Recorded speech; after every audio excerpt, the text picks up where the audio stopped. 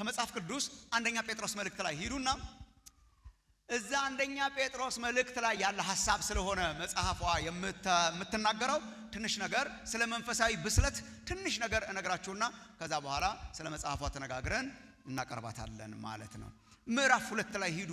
አንደኛ ጴጥሮስ ከቁጥር 1 ጀምሮ እስከ ቁጥር 3 ድረስ ያለውን ቃል አብረን እንድናነብ ጠይቃችኋለሁ። አንደኛ ጴጥሮስ ምዕራፍ 2 ከቁጥር 1 ጀምሮ እስከ ቁጥር 3 ያለውን እናነብና እዚያው ገልጠን እንይዘዋለን መጽሐፉን። በኋላ ደረስ መለስ እያለን ምዕራፍ 1 እና ምዕራፍ 2 ላይ አንድ ሐሳብ ስለማሳያችሁ ማለት ነው። በጌታ ስም አነባዋለሁ። እንደዚህ ይላል። እንግዲህ ክፋትን ሁሉ፣ ተንኮልንም ሁሉ፣ ግብዝነትንም፣ ቅንዓትንም፣ ሐሜትንም ሁሉ አስወግዳችሁ ጌታ ቸር መሆኑን ቀምሳችሁ እንደሆነ ለመዳን በእርሱ እንድታድጉ አሁን እንደተወለዱ ሕፃናት ተንኮል የሌለበትን የቃልን ወተት ተመኙ ይላል። ደግሜ ያነባዋለሁ። እንግዲህ ክፋትን ሁሉ፣ ተንኮልንም ሁሉ፣ ግብዝነትንም፣ ቅንዓትንም፣ ሐሜትንም ሁሉ አስወግዳችሁ ጌታ ቸር መሆኑን ቀምሳችሁ እንደሆነ ለመዳን በእርሱ እንድታድጉ አሁን እንደተወለዱ ሕፃናት ተንኮል የሌለበትን የቃልን ወተት ተመኙ ይላል። በአዲሱ መደበኛ ትርጉም አነብላችኋለሁ ትንሽ ቀለል ደግሞ ስለሚል እንደዚህ ይላል። እንግዲህ ክፋትን ሁሉ፣ ማታለልን ሁሉ፣ ግብዝነትን፣ ቅንዓትንና ሐሜትን ሁሉ አስወግዱ። በድነታችሁ እንድታድጉ አዲስ እንደተወለዱ ሕፃናት ንጹሑን መንፈሳዊ ወተት ተመኙ፣ ጌታ መልካም መሆኑን ቀምሳችኋልና። መንፈሳዊ ህይወት ወንድሞችና እህቶች እናንተ እንደምታውቁት ነው። መንፈሳዊ ህይወት እንደማንኛውም ህይወት ነው። እግዚአብሔር ድርጅት አልሰጠንም። እግዚአብሔር ዲኖሚኔሽን አልሰጠንም። እግዚአብሔር ሃይማኖት አልሰጠንም። እግዚአብሔር የሆነ የሃይማኖት ድርጅት አባላት እንድንሆን አላረገንም። እነኚህ ሁሉ አስፈላጊ ቢሆኑም እግዚአብሔር በመጀመሪያ የሰጠን ነገር ህይወት ይባላል። እኔ እርሱ የመጣው ጌታ ኢየሱስ እኔ ህይወት እንዲሆንላቸው ደግሞስ እንዲበዛላቸው መጣው እንዳለ ሙታን የነበርነውን አስነሳንና ህይወትን ሰጠን። ክብር ለእግዚአብሔር ይሁን። ህይወትን የተቀበላችሁ ስንት አላችሁ እዚህ አይደል? ህይወትን እግዚአብሔር ሰጠን። ሙታን ነበርን ያለ ኢየሱስ።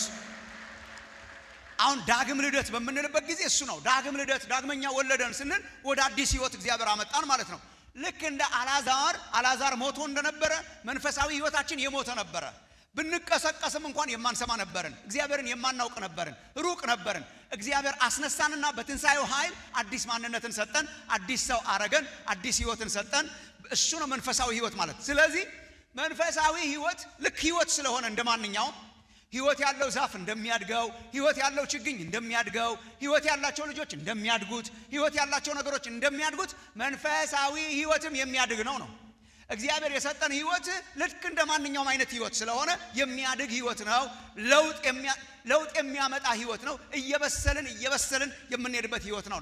ኢንፋክት አንድ ነገር ነግራችኋለሁ።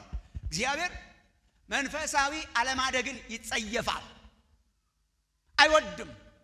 ሰው በመንፈሳዊ ህይወቱ እየበሰለ ካልመጣ፣ ኢየሱስን እየመሰለ ካልመጣ፣ ህይወታችን እየተለወጠ ካልመጣ፣ ህይወታችን ወደ ክርስቶስ ካልተጠጋ እግዚአብሔር አለማደግን አይወድም። ልክ የወለዳችኋቸው ልጆች ሲያድጉ ደስ እንደሚላችሁ፣ ልክ የተከላችኋቸው ችግኞች ሲያድጉ ደስ እንደሚላችሁ እግዚአብሔር ደስ የሚለው ህይወታችን ሲያድግ ነው። ያልበሰለ ህይወትን እግዚአብሔር አይወድም። ትንሽ ጥቅሶች አነብላችኋለሁ። ለምሳሌ የዕብራውያን መልእክት ምዕራፍ 5 ላይ ቅዱስ መጽሐፍ ዕብራውያን ምዕራፍ 5 ቁጥር 12 ላይ በዚህ ጊዜ አስተማሪዎች ልትሆኑ ሲገባችሁ ገና የእግዚአብሔርን ቃል የመጀመሪያ ትምህርት የሚያስተምራችሁ ሰው ያስፈልጋችኋል። የሕፃንነት ትምህርት የሚያስተምራችሁ ሰው ያስፈልጋችኋል ይልና ስለዚህ ስለ ክርስቶስ የተሰጠውን የመጀመሪያ ትምህርት ትተን ወደ ብስለት እንሂድ ይላል። እስቲ ወደ ብስለት እንሂድ በሉ። ወደ ብስለት እንሂድ። እንደው በቃ እያደረ ልጅ ከመሆን ህይወት እግዚአብሔር ይጠብቃችሁ። ወደ ብስለት እግዚአብሔር የሚወደው ወደ ብስለት፣ ወደ መንፈሳዊ ብስለት፣ ወደ መንፈሳዊ እድገት። አንደኛ ቆሮንቶስ ምዕራፍ 3 ላይም ቅዱስ ጳውሎስ የቆሮንቶስን ምዕመናን ሲወቅስ ማለት ነው። የቆሮንቶስ ምዕመናን ይከፋፈሉ ነበር፣ ልዩነት በመካከላቸው ነበረ፣ ርኩሰት በመካከላቸው ነበረ፣ ኢሞራሊቲ። እነኚህ ሁሉ ነገሮች በነገራችን ላይ ያለማደግ ውጤቶች ስለሆኑ በሽታቸው መንስኤው አለማደግ ስለሆነ አንደኛ ቆሮንቶስ ምዕራፍ 3 ከቁጥር 1 እስከ 3 ላይ እኔም ወንድሞች ሆይ የሥጋ እንደመሆናችሁ በክርስቶስም ሕፃናት እንደመሆናችሁ እንጂ መንፈሳውያን እንደመሆናችሁ ልናገራችሁ አልቻልኩም። ገና ጽኑ መብል ልትበሉ ለመብላት አትችሉም ነበርና ወተት ጋትኳችሁ ይልና ገና ስጋውያን ናችሁና እስካሁን ድረስ ገና አትችሉም። ቅናትና ክርክር ስለሚገኝባችሁ ስጋውያን አይደላችሁምን እያለ ይገስጻቸዋል ማለት ነው። ስጋውያን ሆነን እንድንቀር፣ ሕፃናት ሆነን እንድንቀር፣ ልጅ ሆነን እንድንቀር፣ ያልበሰልን ሆነን እንድንቀር እግዚአብሔር አይፈልግም። የማደግ ዘመን እግዚአብሔር ያርግላችሁ። በቤቱ እንደተተከለ ችግኝ ማለት ነው። በቤቱ እንደተተከለ ዛፍ እግዚአብሔር በብሉይ ኪዳንም እስራኤልን የሚገስጸው አንዱ አለመለወጥን ነው፣ አለማደግን፣ አለመብሰልን። እስራኤልን በወይን ዛፍ በወይን እርሻ ይመስላትና እግዚአብሔር ለምንድን ነው የማታድገው? ለምንድን ነው የማትበስለው ብሎ ይኮንናል። ትንቢተ ኢሳይያስ ምዕራፍ 5ን እንድታነቡ ጋብዛችኋለሁ። ጊዜ ስለሌለን ብዙ ልንሄድበት አንችልም። ትንቢተ ኢሳይያስ ምዕራፍ 5 ቁጥር 1 እስከ 7 ድረስ ምንድነው ያላረኩት ነገር? እኔ ለወይኔ እርሻ ያላረኩት ነገር ምን አለ? አርሻለሁ፣ ኮትኩቻለሁ፣ የማያስፈልገውን ነገር አስወግጃለሁ፣ ቅጥር አርጌለታለሁ። ግን አፈራ፣ ግን ኮምጣጣ ፍሬ አፈራ ይላል። ያልበሰለ የኮመጠጠ ማለት ነው። እግዚአብሔር ከዚህ ይጠብቀን። መንፈሳዊ እድገት ምንድነው? መንፈሳዊ ብስለት ምንድነው? እድገት ብስለት እያልኩ መጠቀመው ዘ ሴም ቲንግ ነው፣ ግን ምን ማለት እንደሆነ ላሳያችሁ። አሁን አንደኛ ጴጥሮስ መጽሐፍን እንደዚህ ገልጣችሁ ከሆነ 1 እና 2 እንደዚህ ልክ ጎን ለጎን ስላሉ ላሳያችሁ። ጎን ለጎን አንድ ነገር ወገኖቼ፣ ያው መዳን በደንብ አድርጋችሁ መያዝ ያለባችሁ፣ በጣም ወደፊትም በደንብ አድርጋችሁ ማጥናት ያለባችሁ። መዳን ሂደት አለው። መዳን ምን አለው? ተናገሯ። ሂደት አለው። ይሄን በጣም በዚህ ጊዜ ኢትዮጵያ ቸርች ማወቅ አለባት። ክርስቲያኖች ይሄንን የሚያምታቱ ሰዎች በጣም እየመጡ ነው። መዳን ሂደት አለው። ሂደትም ነው ራሱ። እየተሰራን ነው የሚሄደው። ፕሮሰስ አለው። ሂደት አለው። ላሳያችሁ ሂደቱን። ለምሳሌ ልደቱን ላሳያችሁ። መዳን አሁን በክርስቶስ ስንድን ቅጽበታዊ የሆነ ወዲያው የሚደረግ ሂደት የማያስፈልገው ባንድ የሚከናወን ፍጹም የሆነ ባንድ ጊዜ የሚደረግ ነገር አለው። እሱ መጀመሪያው ነው። ድነናል ብለን የምንናገርበት ማለት ነው። ድነናል። እስቲ ሄዳናችሁ እጃችሁልኝ ድኛለሁ የምትሉ እኔ አሁን አለበት። ድነሃል ሲባል ምንድነው የምንለው? ተናገሯ በሉ። በደንብ አድርጋችሁ ነው። እርግጠኛ ናችሁ? ድነናል? እርግጠኛ ናችሁ? አዎ። አሁን አንዳንድ ሰው እንደዚህ ስንል ደስ አይለውም። እናንተ አሁን ድኛለሁ የእግዚአብሔር ልጅ ሆናል አዎ ነው የሚባለው። እርግጠኛ ያረገን የኛ ስራ ሳይሆን የኢየሱስ ስራ ነው። እግዚአብሔር ክርስቶስ ኢየሱስን ልጁን በመስቀል ላይ አውሎ ዕዳችንን ከፍሎ እኛን ነፃ አውጥቶናል። ስለዚህ እኛ አሁን መዳናችንን ሰርተን የምናመጣው አይደለም፣ ሰርተን የምንገነባው አይደለም፣ ሰርተን የምንጀምረው አይደለም። ስራችንን ሰርቶ ያጸደቀን አምላክ እርሱ ነው። ክብር ለእግዚአብሔር ይሁን። ይሄ አሁን ተመልከቱ ወገኖች፣ ይሄ ፓርት ድኛለሁ፣ የእግዚአብሔር ልጅ ሆኛለሁ፣ ተከናውኗል፣ ተፈጽሟል፣ ዳግም ተወልጃለሁ፣ አዲስ ሰው ሆኛለሁ፣ መዳኔ ተከናውኗል፣ ድኛለሁ የምንልበት ገጽታው ጽድቅ ይባላል። ጽድቅ በሉ እስቲ አንዴ። ይሄ በጣም መማር አለባችሁ። እሺ ጽድቅ በሉ እስቲ አንዴ። ጽድቅ ማለት ምን ማለት ነው? ጽድቅ ማለት አንዴ የተከናወነ ነው። ለምሳሌ ጌታ ኢየሱስን ተቀብለን ዳግመኛ ስንወለድ ጸደቅን ነው። አሁን እኛ ጸድቀናል። ይሄ ጽድቅ ቅጽበታዊ ነው። ያንድ ጊዜ ነው። የተከናወነ ነው። እየተከናወነ አይሄድም። ያንድ ጊዜ ነው። ወይ ደግሞ ወደፊት የሚከናወን አይደለም። አሁን ለምሳሌ ጽድቅን ስናስብ አሁን አንዳንድ ሰው ያጋጥማቸው ይሆናል። እንዴት ነው ስትሞት የት እንደምትሄድ ታውቃለህ ምናምን ስትሉ አይ እግዚአብሔር ያውቃል ይላል። ከዛ ለመጽደቅ ወደፊት ለመጽደቅ አንዳንድ ነገር እያረኩ ነው ይላል። ይሄ ቋንቋው ራሱ አብሮ አይሄድም በመጽሐፍ ቅዱስ። ወደፊት ለመጽደቅ አይባልም። ጽድቅ የወደፊት አይደለም። ጽድቅ የተከናወነ ነው።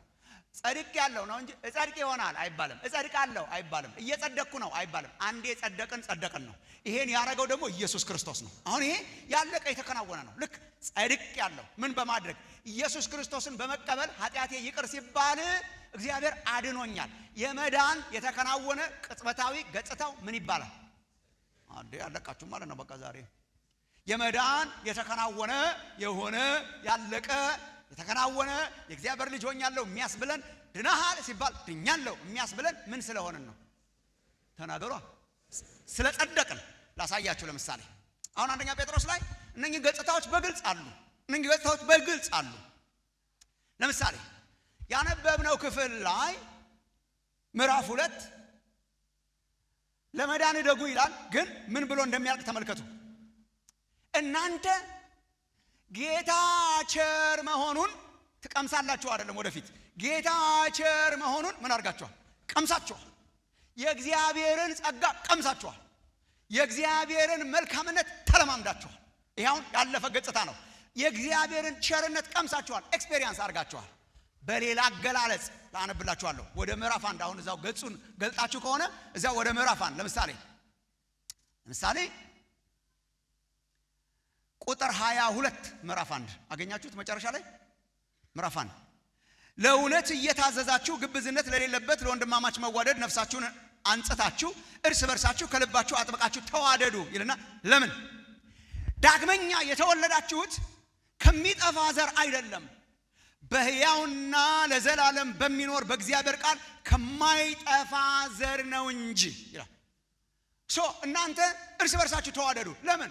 ከማይጠፋው ዘር ዳግመኛ ተወልዳችኋል።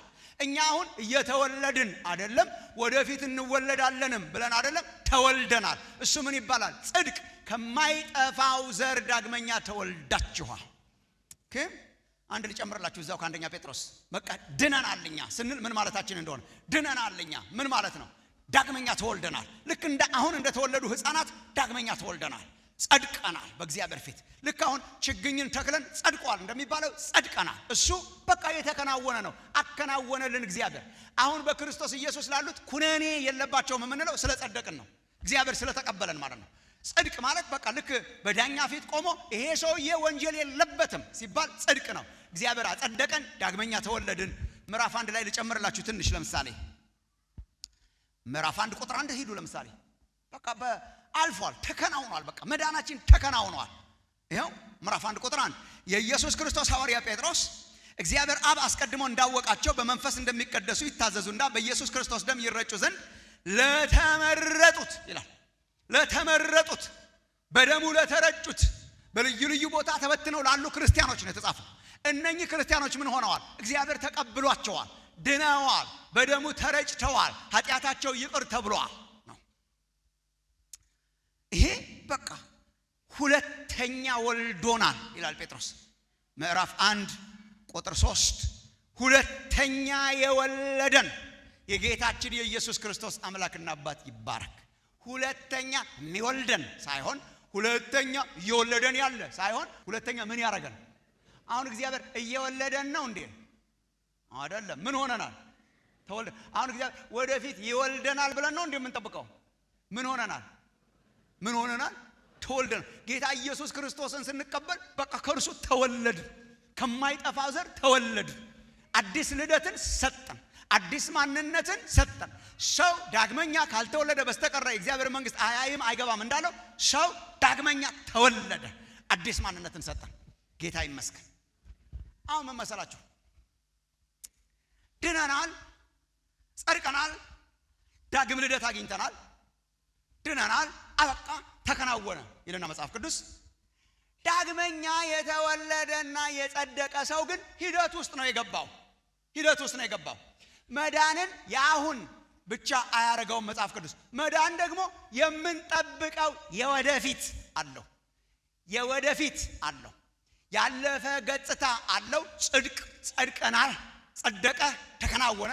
ደግሞ ወደፊት ደግሞ የሚሆን አለው።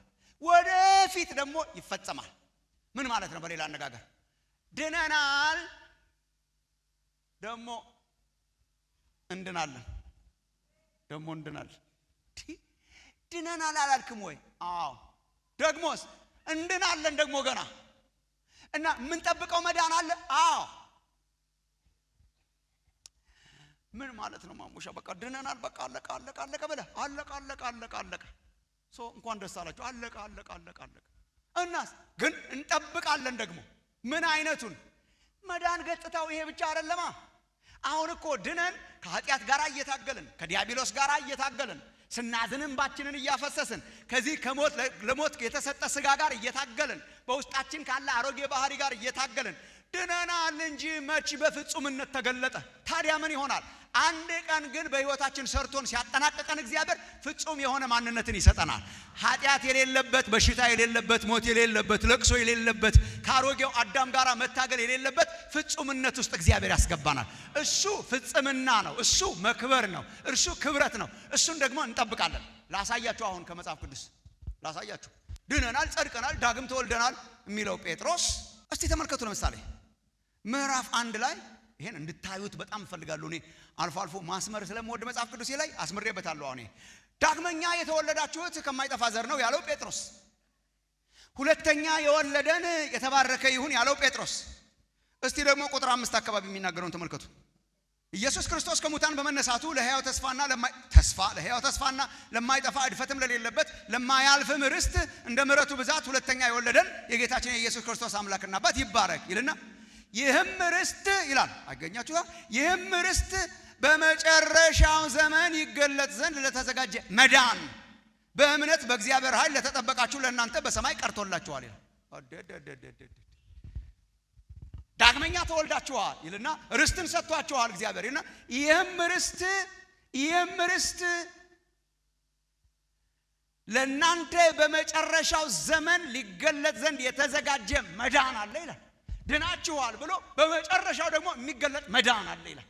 ያ ፍጹምነት ነው። የሚገለጥ መዳን አለ። መዳን የሆነ የተከናወነ ወደፊት ደግሞ የሚሆን ነው። ወደፊት ደግሞ የሚሆን ነው። ለተዘጋጀ መዳን ነው እግዚአብሔር ያዘጋጀን። ድነናል፣ ግን ደግሞ የተዘጋጀልን መዳን አለ። እሱ ፍጹም የሆነ መዳን ነው። ከኃጢአትና ከዲያብሎስ ጋር ትግል የሌለበት መዳን ነው። ስራው የሚጠናቀቅበት አይነት መዳን ማለት ነው። ዳግመኛ ተወልዳችኋል። ደግሞስ ዳግመኛ ተወልዳችሁ ግን ወደፊት ደግሞ ለተዘጋጀ መዳን ተጠብቃችኋል። ግልጽ እየሆነ ነው ስዕሉ። ድናችኋል፣ ዳግመኛ ተወልዳችኋል። ከዚያስ ደግሞ ወደፊት ለሚገለጥ ለተዘጋጀ መዳን ተጠብቃችኋል። ድናችኋል፣ ለተጠበቀ መዳን ተዘጋጅታችኋል። ይሄ በቃ ቶሎ ባልፈላችሁ ይሻላችኋል።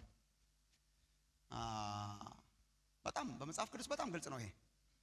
ገና ምን ጠብቀዋለን? ገና ምን ጠብቀዋለን? ተተክለናል በእግዚአብሔር ቤት፣ ግን ገና ምን ጠብቀዋለን? እየሰራን ነው እግዚአብሔር፣ ግን እንጠናቀቃለን ገና።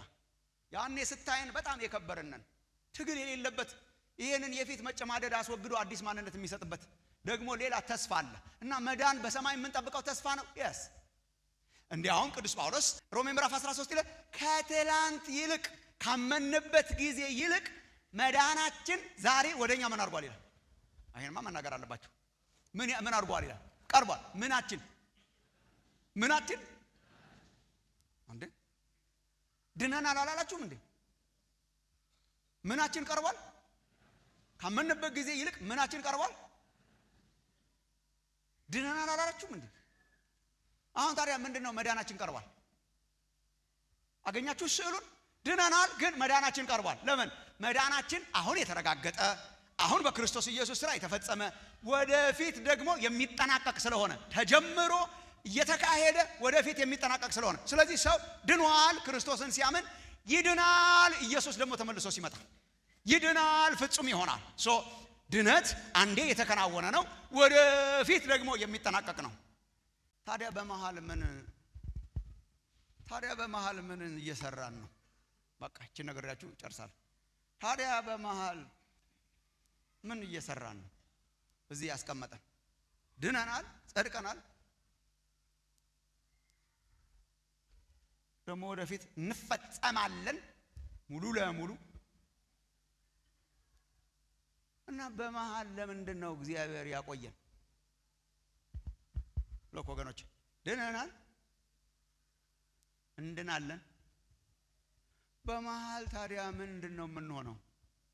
እየዳንን እንሄዳለን። ድነናል፣ እንድናለን። ድነናል፣ እየዳንን ነው። ከዛ እንድናለን።